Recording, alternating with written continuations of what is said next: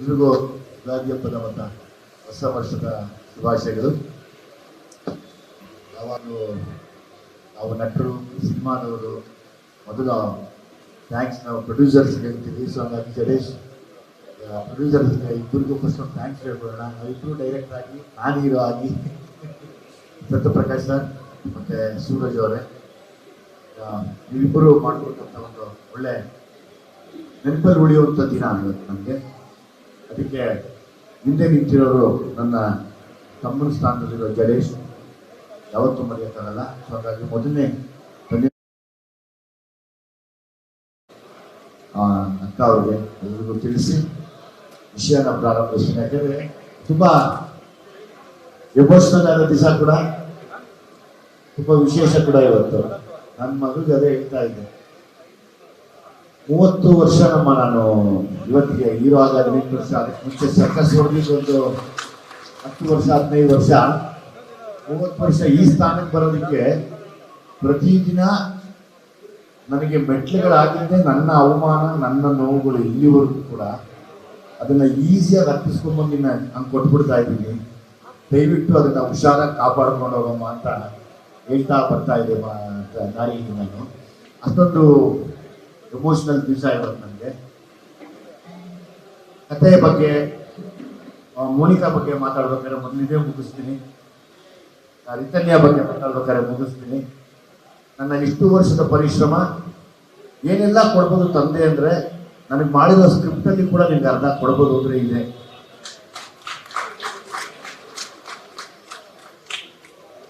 ನಾನೇ ಹೀರೋ ಕೂಡ ನಿಂತ್ಕೊಂಡು ಮಾಡ್ಕೊಂಡ್ಬಿಡ್ಬೋದಾಗಿ, ಜಡೇಶ್ ನನಗೆ ನಾನೇ ಬೇಕು ಅಂತ. ಅಂದರೆ ಇನ್ನೇನೆಲ್ಲ ಸ್ಯಾಕ್ರಿಫೈಸ್ ಮಾಡ್ಬೋದು ತಂದೆ ಅಂದರೆ ಇದನ್ನು ಕೂಡ ಮಾಡಿದ್ದೀನಿ ಅಂತ ಒಂದು ತೋರ್ಸಕ್ಕೆ ಇಷ್ಟಪಡ್ತೀನಿ. ರಿತನ್ಯ ಗೊತ್ತಿಲ್ಲ, ನಾನು ಹೀರೋ ಆಗೋಕ್ಕಿಂತ ಮುಂಚೆ ನಾನು ನನಗೆ ಎಲ್ಲ ಯೋಚನೆ ಮಾಡ್ತಿದ್ದೆ. ಬೆಳಿಗ್ಗೆ ತುಂಬ ಗಲಾಟೆ ಮಾಡ್ತಿದ್ಲು ಅಂತ ಎದುರು ಮೇಲೆ ಇಟ್ಕೊಂಡು ಜಾಗಿಂಗ್ ಕರ್ಕೊಂಡು ಹೋಗ್ತಾ ಇದ್ದೆ. ಕುಕ್ಕಮ್ಮ ನಾನು ಜಾಗಿಂಗ್ ಮಾಡ್ತೀನಿ ಅಂತ ಜೊತೆಯಲ್ಲೇ ಬರೋಳು. ಮೋಸ್ಟ್ಲಿ ಅವಳು ದೇವರು ಅವತ್ತು ಆಶೀರ್ವಾದ ಮಾಡಿದ್ದಾರೆ, ನೀನು ಪಕ್ಕೆ ಹೋಗಿ ನಮ್ಮ ಅಪ್ಪನ ಜೊತೆಲಿ ಅಂತ. ಸೊ ನನ್ನ ಜೊತೆ ನೀನು ಜಾಗ್ ಮಾಡಿರೋಳು ಲೈಫೆಲ್ಲ ಜಾಗ್ ಮಾಡ್ಕೊಂಡು ಮುಂದಕ್ಕೆ ಹೋಗಮ್ಮ, ದೇವ್ರು ನಿನ್ಗೆ ಒಳ್ಳೇದು ಮಾಡಲಿ. ಈ ಆಂಜನೇಯ ಸ್ವಾಮಿ ದೇವಸ್ಥಾನದಲ್ಲಿ ಪೂಜೆ ಆಗಿದೆ. ಈ ಹಾಗೆ ಕೇಳಿಕೊಂಡೆ, ನಾನು ತಪ್ಪಿದ್ರೆ ಕ್ಷಮಿಸಿ ಅಂತ. ತಪ್ಪು ಅನ್ನೋದಕ್ಕಿಂತ ಹೆಚ್ಚಾಗಿ ಆಂಜನೇಯನ ಸನ್ನಿಧಿಯಲ್ಲಿ ಸಿನಿಮಾ ಪೂಜೆ ಆಗಿದೆ. ಆಂಜನೇಯನಿಗೆ ರಾಮನ ಮೇಲೆ ಎಷ್ಟು ಭಕ್ತಿ ಶ್ರದ್ಧೆ ಇತ್ತೋ ಅಷ್ಟು ನೀನು ಮಾಡೋ ಕೆಲಸದ ಮೇಲೆ ಇಟ್ಕೋ ಸಾಕು. ತುಂಬ ದೂರ ಕರ್ಕೊಂಡು ಹೋಗ್ತೀಯ, ಅದೇ ಸಾಕ್ಷಿ, ಇನ್ನೇನು ಬೇಡ. ಅಯ್ಯಪ್ಪ ಎಷ್ಟು ರಾಮನ ಇಷ್ಟಪಡ್ತಿದ್ನೋ, ಎಷ್ಟು ಶ್ರದ್ಧೆಯಿಂದ ಇದ್ನೋ, ಎಷ್ಟು ಅದಕ್ಕೆ ಇಲ್ಲಿವರೆಗೂ ಮಾತಾಡ್ತೀವಿ ಅವ್ರ ಬಗ್ಗೆ. ಅದನ್ನ ಇಟ್ಕೊಂಡು ನೀನು ಕರ್ಕೊಂಡು ಹೋಗುತ್ತೆ. ಇವತ್ತಿಂದ ನೀನು ರಿತನ್ಯ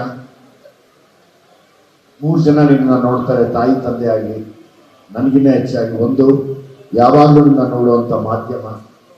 ಅವ್ರು ಯಾವತ್ತೂ ನಮಗೆ ಕೆಟ್ಟದ್ದು ಮಾಡಿಲ್ಲ, ಮಾಡೋದು ಇಲ್ಲ. ನಿನ್ನ ಯಾವತ್ತೂ ಕಣ್ಣಿಟ್ಟು ನೋಡ್ತಾ ಇರತ್ತೆ, ನಿನ್ನ ತಿದ್ದಕ್ಕೆ ಹೋಗ್ತಾ ಇರತ್ತೆ. ಇನ್ನೊಂದು, ನಮ್ಮನ್ನು ಪ್ರೋತ್ಸಾಹಿಸಿ ನಮಗೆ ಊಟ ಕೊಡುವಂಥ ಅಭಿಮಾನಿಗಳು, ಅವರು ನಿನ್ನನ್ನು ನೋಡ್ತಾ ಇರ್ತಾರೆ. ಇನ್ನೊಂದು, ದೇವ್ರು ನೋಡ್ತಾ ಇರ್ತಾನೆ. ಮೂವರು ಒಂದೇ, ತಪ್ಪಂದ್ರೆ ಕ್ಷಮಿಸೋದೇ ಇಲ್ಲ. ಎಲ್ರಿಗೂ ಒಂದೇ ಬೇಕು ಪ್ರಾಮಾಣಿಕತೆ. ದೇವ್ರಿಗೂ ಅದೇ ಬೇಕು, ನೋಡೋರ್ಗೂ ಅದೇ ಬೇಕು. ಯಾಕಂದ್ರೆ ಮೀಡಿಯಾ ಅಂದ್ರೆ ಎಲ್ರಿಗೂ ಒಂದು ಭಯ ಅಂತಾರೆ. ಯಾವಾಗ ನನಗೆ ಭಯ ಇಲ್ಲ ಅಂದ್ರೆ ಸತ್ಯವಾಗಿದೆ. ಪತ್ರಿಕಾ ಮಾಧ್ಯಮ ಆಗ್ಬೋದು, ದೃಶ್ಯ ಮಾಧ್ಯಮ ಆಗ್ಬೋದು, ಅದನ್ನ ನಾನು ಇವತ್ತು ನಿಮಗೆ ಅದನ್ನ ಎಲ್ಲರ ಮುಂದೆ ಹೇಳಕ್ಕೆ ಇಷ್ಟಪಡ್ತೀನಮ್ಮ. ನಿನ್ನ ಜೀವನ ತುಂಬ ಚೆನ್ನಾಗಿರಲಿ, ಸುಖವಾಗಿರು, ಚೆನ್ನಾಗಿರು. ದೇವರು ತುಂಬ ದೊಡ್ಡ ಮಟ್ಟಕ್ಕೆ ಕರ್ಕೊಂಡು ಹೋಗ್ಲಿ ನಿನ್ನ. ಹಂಗಾಗಿ ಮಾಧ್ಯಮದ ಎಲ್ಲ ಸ್ನೇಹಿತರು ನಾನು ನಿಂತು ಹೇಳ್ಕೊತೀನಿ, ಏನೋ ತಪ್ಪು ಮಾಡಿದ್ರೆ ಕೈ ನಡೆಸ್ಕೊಂಡು ಕರ್ಕೊಂಡು ಹೋಗಿ ದಯಮಾಡಿ. ಹಿಂಗೆಲ್ಲ ಆಗಲಿ ಅಂತ ತಿದ್ದಿ, ಯಾಕಂದರೆ ಗೊತ್ತಾಗಲ್ಲ ಇನ್ನು, ಬಹುಶಃ ಇನ್ನು ಕಲಿಯೋದಿದೆ, ಕಲೀಲಿ. ಅದನ್ನು ಹೊರತುಪಡಿಸಿ ಮಾತಾಡೋದಾದರೆ, ಜಡೇಶ್ ನನ್ನ ಇಷ್ಟು ವರ್ಷದ ಎಕ್ಸ್ಪೀರಿಯನ್ಸಲ್ಲಿ ಜಡೇಶ್ ತುಂಬ ರಿಸರ್ಚ್ ಮಾಡಿ ಓದ್ಕೊಂಡು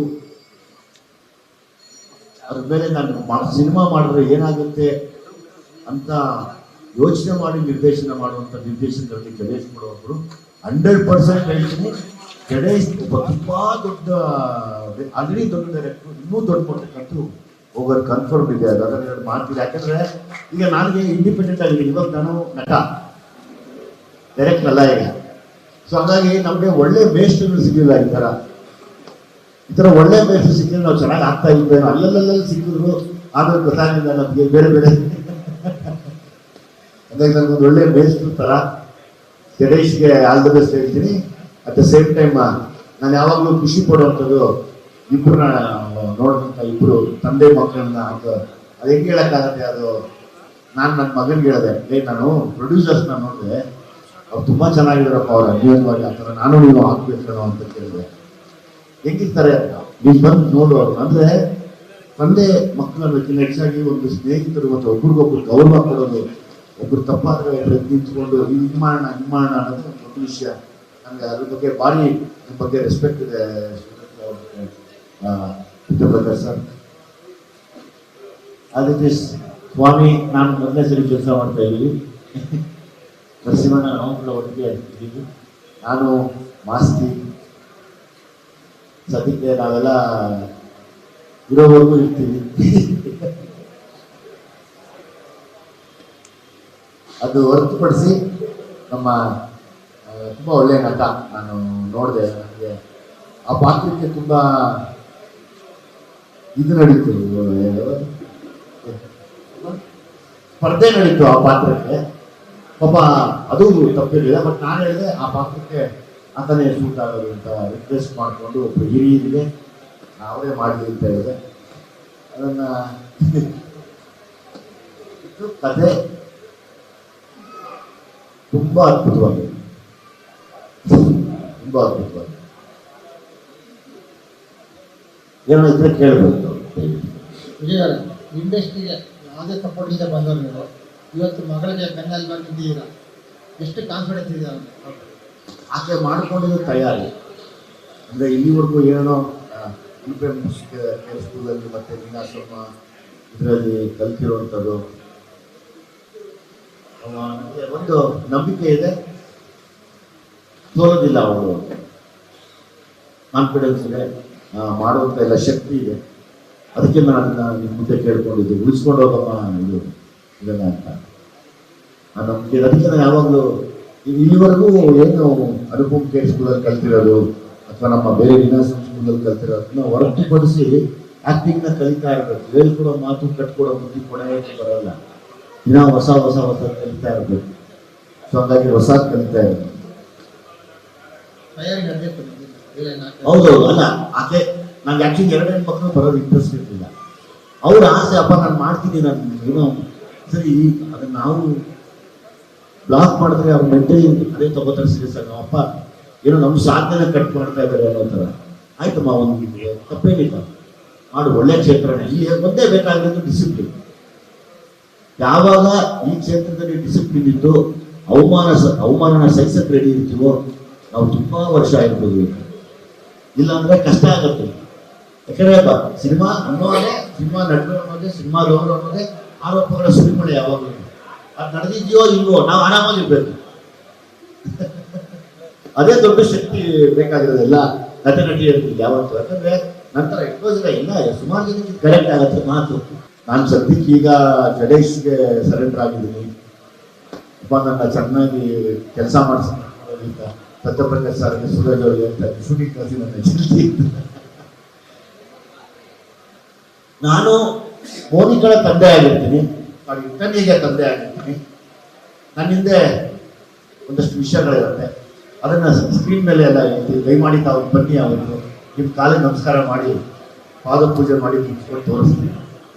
ಜಡೇಶ್ ಅವರು ಮಾಡ್ಕೊಂಡಿರೋ ವಿಷಯನೇ ತುಂಬಾ ಗಂಭೀರವಾಗಿರುತ್ತೆ ಕೆಲವು ಜಾಗದಲ್ಲಿ. ಅಂದ್ರೆ ನಾನೇನು ಹಿಂಗೆ ಕೂತಿದ್ದೀನಿ, ಅವ್ರಿಗೆ ನನ್ನ ಆ ಥರ ನೋಡೋಕ್ಕಾಗಲ್ಲ ಸ್ಕ್ರೀನ್ ಮೇಲೆ. ಡಿಫ್ರೆನ್ಸ್ ಅಂದ್ರೆ ಜಡೇಶ್ ಅದಕ್ಕೆ ವಿಶೇಷ. ನನಗೆ ಒಂದು ಮೂಲ ಹಿಡಿತಾರೆ ಕಥೆಗಳಲ್ಲಿ. ಅದು ತುಂಬಾ ಕಷ್ಟ. ಅದನ್ನ ಎಕ್ಸ್ಪ್ರೆಸ್ ಮಾಡೋಕ್ಕಿಂತ ಪರ್ಫಾರ್ಮ್ ಮಾಡ್ತಾ ಮಾಡ್ತಾ ಅದು ಬರಬೇಕು. ನನಗೆ ಆ ಪಾತ್ರ ಮಾಡಕ್ಕೆ ನನಗೆ ಒಂದು ಸೆಕೆಂಡ್ ಒಂದು ನಿಜವಾಗ್ಲೂ ಭಯ ಇದೆ. ಒಂದು 2 ದಿನ ಬೇಕು ಅದಕ್ಕೆ ಪಿಕಪ್ ಆಗೋದನ್ನ ಹೇಳ್ತೀನಿ. ಚಿಕ್ಕದೆಲ್ಲ ನನ್ನ ಮಾಡಿಸ್ಕೊಂಡು ಕರ್ಕೊಂಡು ಒಂಚೂರು ಇನ್ವಾಲ್ವ್ ಆಗಬೇಕು ಕ್ಯಾರೆಕ್ಟರ್ ಒಳಗೆ. ಮೌಲಿಕ ಹೆಸರು ರಿಟರ್ನಿಂಗ್ ಅಂತ ಬದಲಾಯಿಸುತ್ತೆ ಯಾಕೆ? ನೀನು ಹೇಳ್ಬೇಕಮ್ಮ ಯಾಕೆ? ನಾನು ಮೌನಿಕಾ, ತಂಗಿ ಮೋನಿಶಾ. ತುಂಬಾ ಎಲ್ಲರಿಗೂ ಒಂದು ಕನ್ಫ್ಯೂಷನ್, ನನಗೆ ಮೋನಿಶಾ ಅಂತ ಕರೆಯೋರು, ಅವಳಿಗೆ ಮೋನಿಕಾ ಅಂತ ಕರೆಯೋರು. ನಾವು ನೋಡಿದ ತಕ್ಷಣ ಅಯ್ಯೋ ಇದನ್ನ ಹಿಂಗೆ ಹೆಸರು ಹಾಕಿದ್ದಾರೆ ನನ್ನ ವಿಡಿಯೋಗೆ ಆ ಥರ ಮಾತಾಡ್ಕೊಳ್ತಿದ್ವಿ. ಸರಿ, ಆ ಕನ್ಫ್ಯೂಷನ್ ಇರಬಾರ್ದು, ಒಂದು ಕ್ಲಿಯರ್ ಆಗಿರಲಿ ಅಂತ ಹೇಳಿ ನಾವು ಈ ಹೆಸರನ್ನ ಸೆಲೆಕ್ಟ್ ಮಾಡಿದ್ವಿ. ವಿಜಯ್ ಸರ್, ನಿಮ್ ಗೆಟಪ್ ಇದೇ ತರ ಇರುತ್ತಾ ಸಿನಿಮಾದಲ್ಲಿ? ಇಲ್ಲ ಈ ಥರ ಹಿಂಗ್ ಇಡಬೇಡಿ ಸರ್, ಏನಕ್ಕೆ ಅಂದ್ರೆ ನೀವು ಅಣ್ಣ ತಂಗಿ ತರ ಕಾಣಿಸ್ತೀರ. ಇಲ್ಲ, ಆಕ್ಚುಲಿ ಆ ಗೆಟಪ್ಗೋಸ್ಕರನೇ ಕಾಯ್ತಾ ಇದ್ದೀನಿ ನಾನು. ಶೂಟಿಂಗ್ ಶುರು ಮಾಡಿದ ತಕ್ಷಣ ಆ ಗೆಟಪ್ ಅಲ್ಲಿ ಇರ್ತೀನಿ, ಚೇಂಜ್ ಮಾಡ್ತೀನಿ, ಸಲ ಲುಕ್ ಚೇಂಜ್ ಮಾಡ್ತೀನಿ. ಬಂದಿರುವಂತ ಎಲ್ಲ ಸಿನಿಮಾದ ಹಿರಿಯರೆಲ್ಲ ಹಿಂದೆಗಡೆ ಕೂತ್ಕೊಂಡಿದ್ದೀರಾ, ಮಾತಾಡ್ತಾ ಇದ್ದೀರಾ, ಎಲ್ಲ ಮುಗಿಲಿ ಅಂತ ನಾವು ನೋಡ್ತಾ ಇದ್ದೀವಿ. ನಿಮ್ಮೆಲ್ಲರ ಆಶೀರ್ವಾದ ತಂಡದ ಮೇಲಿರಲಿ.